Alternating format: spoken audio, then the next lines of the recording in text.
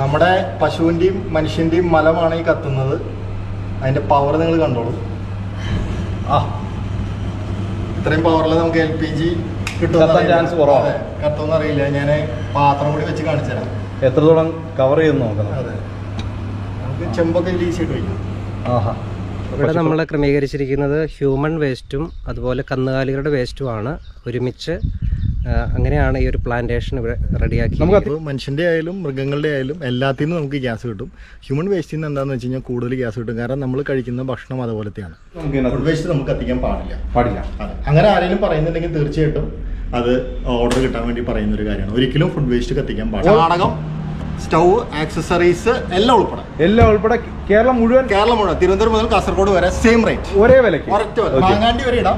പക്ഷെ ക്രഷ് ചെയ്തിടണം. എപ്പോഴും ഒരു പൾപ്പി കണ്ടീഷനിൽ വേണം നമ്മൾ പ്ലാന്റിലേക്ക് ഫീഡ് ചെയ്യാൻ. ഇതിനകത്ത് കൊതുവിനൊക്കെ നമുക്ക് ഈസി ആയിട്ട് സൊല്യൂഷൻ ഒന്ന് നെറ്റ്